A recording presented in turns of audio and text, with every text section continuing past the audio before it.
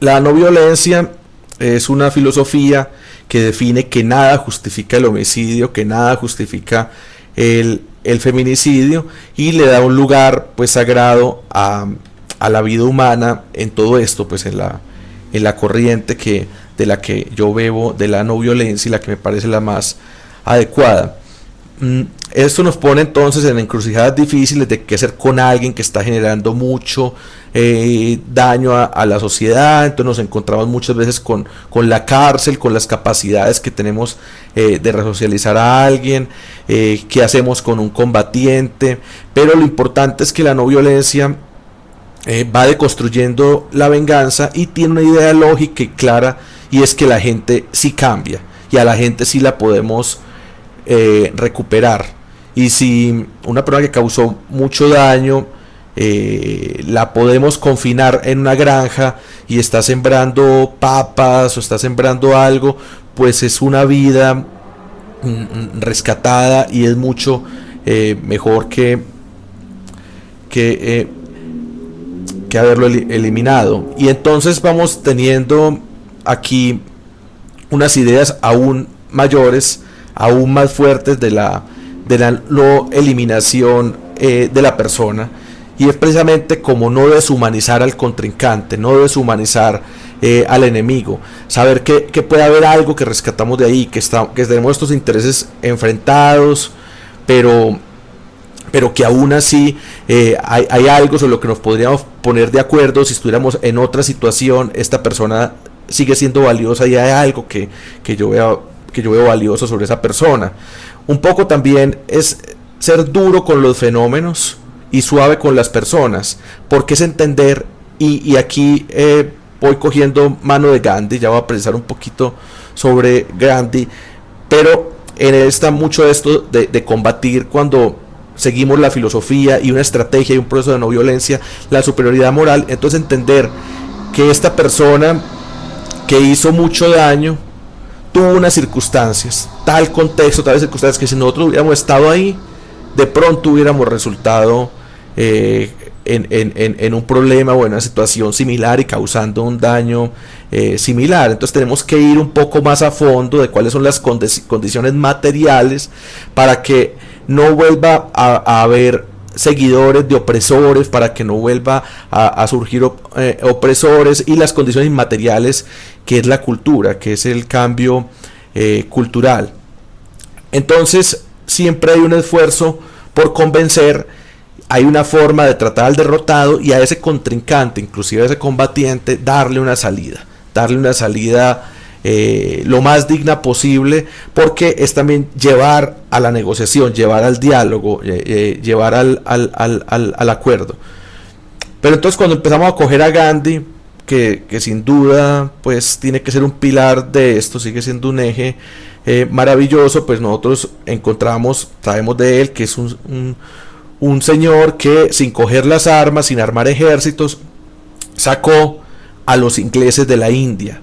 Pero entonces empieza una parte muy importante, y es poderse imaginar a los ingleses bien en Inglaterra, es decir, como con una salida digna. Y aquí vamos a entender que la no violencia no es rosa, que la no violencia es fuerza, nunca es cobardía, nunca es estar pasmados, estar neutrales, estar quietos. No, de hecho es tener unos criterios muy claros, cantarle la tabla al otro, pero hay un ejercicio de poder, un ejercicio revolucionario, y hay que ejercer poder. Como diría Foucault, pues el poder no se tiene, no que se ejerce. Entonces impedir que los ingleses ejerzan poder, tener el poder nosotros mismos, darle el poder a los oprimidos, y para eso habían muchas acciones de mucha fuerza que nosotros en la idea de los soldados, en la idea de los combatientes, se nos ha perdido, pero son cosas que inclusive uno lo podría como definir como más femenino que masculino, pero es empezar a definir el área textil, la movilidad, los alimentos, por un concepto muy importante: no depender de los ingleses, que era un concepto de no violencia, era que toda la economía estuviera en manos de los indios, ¿cierto? Porque se le dice hindúes a los de la religión e indios a los de la India. Y luego, entonces tiene que parar por lo cultural y tiene que parar por lo social. Y es no seguir las modas de los ingleses para no comprarles la ropa, volver a nuestra música, volver a nuestro folclore. Entonces hay también como un cambio de espiritualidad colectiva y un cambio en la cultura para lograr que esta revolución sea permanente, y realmente pues les ha funcionado muy bien. La India ha seguido su camino. Gandhi tiene algo que nosotros miraremos más allá y tiene que ver mucho con encontrar, digamos, como ese conflicto de interés con los ingleses, pero de decir, yo tengo que dar ejemplo, yo tengo que cambiar a mí mismo y no voy a cambiar a mis compañeros y a mis compañeras ahí de lucha, de colectivo.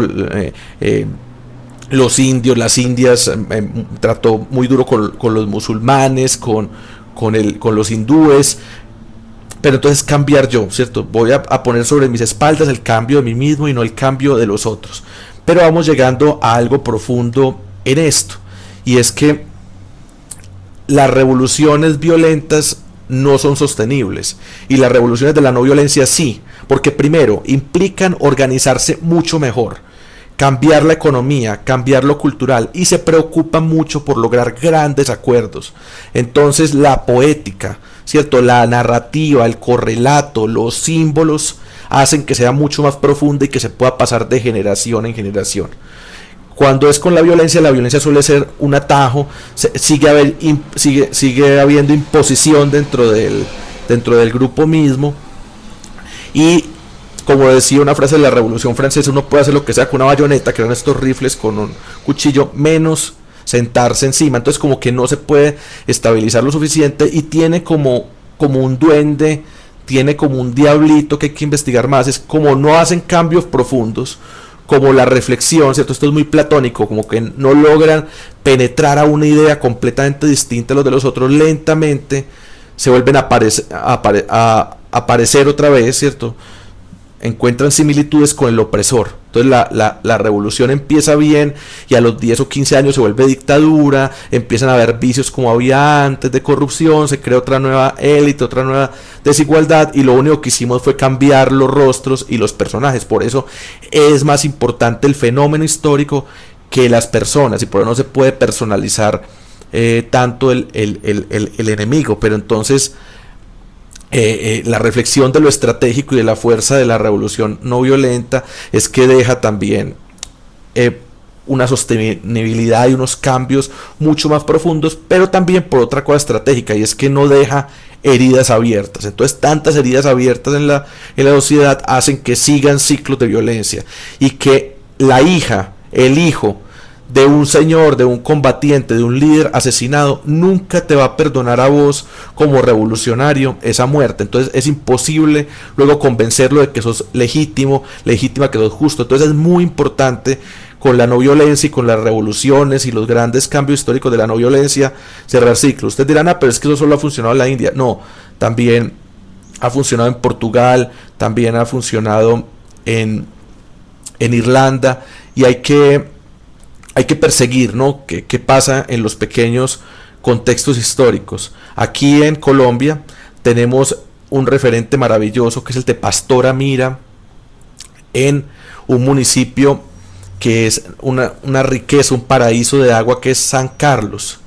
Y esta mujer, mientras los paramilitares y los guerrilleros se daban balas, reunía a la comunidad, hacía que vencieran el miedo, que se juntaran, que no hubiera la desconfianza entre ellos, porque a todo el mundo le empezaban a señalar como colaboradores de la guerrilla y del paramilitarismo. Empezó a cerrar las heridas, buscando todavía en caliente, en medio del conflicto, los desaparecidos, los muertos de otro, creando entre familias reuniones de reconciliación, porque si no el municipio era inviable, y volviéndolo a ordenar a nivel económico, o sea, lo práctico. Entonces digamos que ella ayudó a organizar el gobierno, y un gobierno bastante autónomo, y que se fortaleciera un poco la democracia, con una amplitud de de cerrar heridas y que, no sé, los que acusaban de estar más cerca de los paramilitares pudieran estar en el gobierno, por los que acusaran de estar más cerca de la guerrilla igual. Entonces, una gran ordenadora del territorio, de lo municipal, y de ahí empezar a tener nuevos sueños y nuevas convicciones con lo ambiental, proyectos que daban mucho trabajo con el turismo, con el ecoturismo. Y esa es Pastora Miaga en San Carlos. Y no todo lo tenemos que calificar, ¿cierto? O decir esto sí es revolución, esto no es revolución, pero es proteger, es desarrollar, es cambiar un municipio y es hacer que la vida sea posible a nivel colectivo, ampliando el nosotros. Quisiera terminar hoy presentándoles a un autor que se llama Michael Ignatieff. A mí hay una frase que me mata de él y que me guía mucho en mi trabajo de investigación social, que quiero que le sirva y que nutra movimientos sociales, que es: el asco es un pobre sustituto para la conciencia, ¿no? Entonces tenemos que entender qué pasó, tenemos que entender qué tenía en la cabeza ese combatiente, ese genocida, para que no nos vuelva a pasar. No es que lo vayamos a disculpar, sino que tenemos que entender la línea de base, qué está ocurriendo, quiénes están ahí, de qué los podemos convencer y cómo podemos volver menos atroz un enfrentamiento, un conflicto, luego dejar unos canales de comunicación abiertos para que el conflicto termine más rápido y sin tanta trampa, sin tanta atrocidad, pues lo que es la violación del derecho internacional humanitario. Por supuesto tenemos que hacer que el otro pare, quitarle el poder al opresor, al injusto, pero ir comprendiendo e ir poniendo en un lugar y hacer un llamado, digamos, a recuperar el honor a ese que está combatiendo, pues cosas claras de: vea, quitemos las minas antipersonales, usted, señor Estado, no bombardee, o quitemos los menores de la violencia. O sea, tenemos que referirnos también a contextos donde, pues, pucha, aquí ya empezó el conflicto y por cerrar los ojos duros no va a acabar. Entonces, ¿cómo lo humanizamos? ¿Cómo lo volvemos más honorable?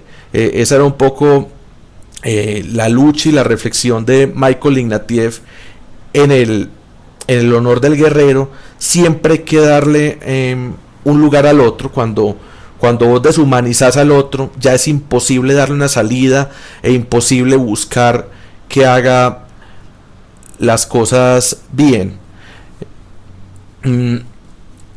Entonces, a veces hay que entender que si hubiéramos vivido las circunstancias de encrucijadas del otro, podríamos también ser él, haber cometido un daño similar.